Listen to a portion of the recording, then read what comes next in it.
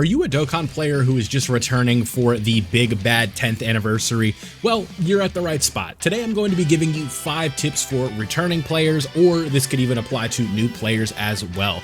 So, if you do find something new in this video or something you did not know beforehand, go ahead and drop me a like down below, and if you do enjoy Dokkan content every single day, make sure you subscribe because that is what we do around here. The first tip I want to give you guys today is to utilize the tag system within the game in order to organize your characters, so that way you do not lose where they are. Now, this is very helpful for newer players, endgame players, whatever stage of Dokkan you are at. Now, you might be wondering, what is the tag system? This is not like Legends where it's categories. This is just a system of management within the box, right? The item binder, whatever you want to call it. So you guys can see here, this is how the game is going to look when you just press the character list button fresh out of the box, right? But what we can do is press the level button or the filter button here on the bottom right, and then scroll all the way down here, and then where it says this little orange dialog box down here where it says tag on and tag off, what we want to do is press on this and then OK, and now you guys can see a whole new thing has came up at the top of the screen, and we can go ahead and look at some of these. So you can see I did a to-do list. This is just sort of my own personal thing. But what we can do, I think one of the most useful things from this is if you hit select characters. Here's one thing that I recommend all players do right now, and that is have a separate link level 10 tag. So how do we do that? We want to press the filter button right down here, scroll down, and then go to link skill level. It's at the bottom right here, and then press all at max level. And now we can see all of our link level 10 characters. And then what we want to do is select them. You can see on the global, I don't have that many because this is not my main account, but I figured it would be easier for you guys to see it in English. So this is how you guys are going to want to utilize this system. The tag system is very helpful for newer players and endgame players. Make sure you are doing this, and then you can rename them to whatever you need to name them to. If you want to make a to-do list, you can do so. If you want to do it for your rainbow characters, you can do so, and all of that fun stuff. So there you guys have it. The first tip I want to give you is enable the tag system. Let's move on to number 2, which is going to stay within the item box right here. Now, the next tip I want to give to you guys is how to sort your box properly, so that way you can keep things organized. Now, the most common way that people like to do this is via rarity. So here is the system that I use personally. If we start at the favorite button here, this is usually where it's going to start. What I like to do is set it to level and then descending, or rarity and then descending order first. Right, so now it's going to show all of the LRs first, then it's going to go to URs and stuff like that, and that is going to be the first thing that you want to do. Now that we have that assembled properly, we want to go to the typing and set this to ascending order. So this is going to put AGL characters at the top, and then physical characters all the way at the bottom based on this list right here, so it stays in order, right? AGL, Tech, Int, STR, and Physical. You guys can see where I'm tapping right here. This is going to stay in the proper order. Now we want to put this on ascending order. Now the last thing we want to do to apply the last filter that we want to do is go to level, and then press this button again and put it to descending order, and you can see the box is right down, or right back where we had it. So it's sorted by level, it's sorted by all that fun stuff. Rainbow LRs come up first in terms of each typing, and now the box is completely organized and everything is set the way it needs to be by levels. So now that's the second tip. This is how to keep your box as organized as possible and find things very quickly. I have friends who I'll be watching play the game, and they are trying to find characters and they cannot, and it's because their box is not properly sorted. So that is how you do that. Let's move on to number 3.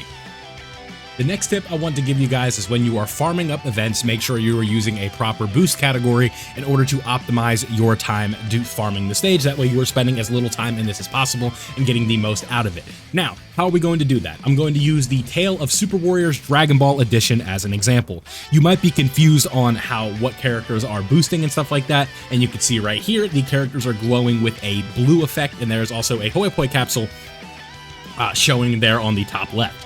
Now, how do I know which characters, you might be asking, right? How do I know which characters are the ones that are giving the boosts? Well, what you can do is press this effect button right here, and that is going to show what this works. So we'll read it as follows. There's a chance of obtaining additional rewards when you win a battle. The chance of obtaining a bonus reward varies according to the number of characters belonging to the special category on your team, or the specified character on your category on your team. I can't talk.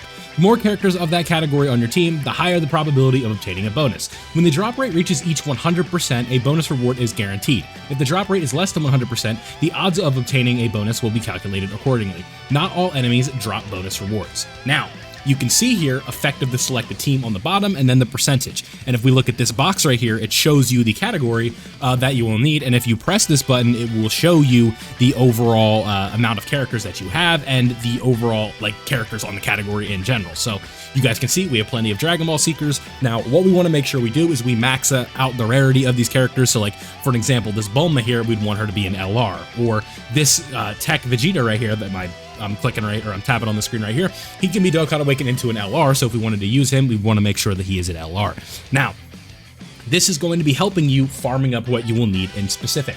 Now, there is a way that we can buff this. What we want to do is press the support memory button right here and then use this oolong one. This is the easiest one to obtain as you just get it for free. And it says chance of obtaining bonus rewards plus 85% in events with the bonus reward drop rate increased. So if we use that, we go into the stage right here. I hit confirm. I'm not going to show you the whole run. Okay, so next up, this tip is going to be a little bit hard to show on my account, but I will be able to explain it to you so that way you do understand. If we go over here to the left side where it says panel missions, especially if you have not played in a long time, you are going to be able to do what is known as the greatest warrior missions. If I press it right here, you can see it right there, right?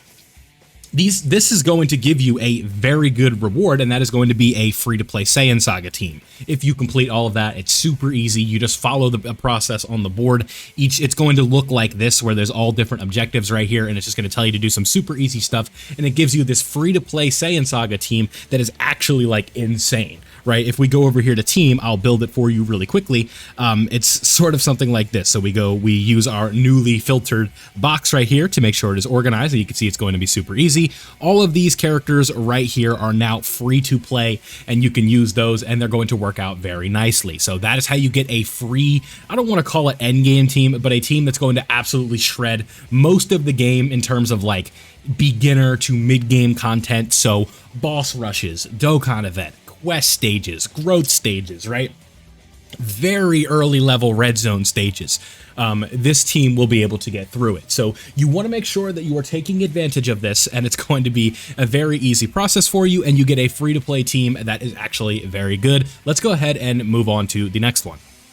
The next tip I'm going to give you guys today is the best stages for link leveling your characters. Now, in order to link level your characters, I'm sure you know that process, but if you don't, essentially what link leveling is it gives your characters extra buffs. If you're somebody that's literally returning from like 2018, you won't know what the link level system is. But if we click on this big bad bosses right here, you can see the effect of the link level right now is attack and defense plus 25% when HP is 90% or less. But if we get it to level 10, we get it with no HP restriction. So you're going to want to make sure that you are doing this. And in order to do it as quickly as possible and get your characters as good as they need to be, you want to go to Area 35, Stage 6, and then you want to play this stage over and over again. It's going to be a fight against all 5 members of the Ginyu Force. It's very simple, and it takes about a minute or so to complete, depending on how good of the team, how well designed the team is that you have, but losing is not going to be an issue, and you'll also be able to farm up blue gems at the same time, as well as farm your rank and all of those other things. It's sort of a jack of all trades stage, so you want to make sure that you are doing that. The last and maybe most important tip I can give you guys today before I let you go is you want to make sure that you are not using all of your stones in one place. This can sort of be like a general gotcha game tip for you. What this game wants you to do a lot of the times is spend as many stones as you possibly can off the gate or out of the gate. That's why you essentially have like unlimited stamina and you're able to rank up and get tons of stones really fast. And then you're going to spend all of them trying to get Vegito or get dupes into this Vegito because of how cool this Vegito is, right? And then before you know it, you've spent thousands upon thousands upon thousands of stones on one individual banner, and then you are stuck using only one team. And then when you want to expand your horizons and use other characters and summon on new banners, you potentially could find yourself in a spot where you feel pressured, and the only thing that you can do, again, this is not true, but the only thing you think you can do is spend money to buy stones. Now, I never recommend that you spend money on this game, right? So what is one way that we could be smarter than the system? In order to be smarter than the system, we need to use our stones responsibly. Now, how can we use our stones responsibly, you might be asking? The easiest way to do so, in my opinion, is once you get a copy of a character that you're looking for, you just stop. So if you get Vegito on your first multi, unless your account is absolutely brand new and you have no teams and you need to pull other characters to pull teams, you want to make sure that you are being smart with your stones, right? This is actually a really good time for the game because this banner right here is not this one. This is a whole different thing, but this one right here is actually extremely high value. So this would be a really good spot to use a lot of stones. Not all of them though. You want to make sure you're saving stones for the part 2 banner and stuff like that, and you want to make sure that you are using your stones wisely. So there you guys go. There are some tips for returning players. Again, if you have any in the comment section below that you'd like other people to see, feel free to leave them. And if I missed anything obvious, let me know in the comment section below as well. But that's the rule today. If I helped you out in this video, please leave a like. It helps out the channel. I help you, you help me. It's all hugs and firm handshakes for sure. But thank you guys for watching. If you did enjoy, leave a like, subscribe if you are new, and I'll see you all in the next one.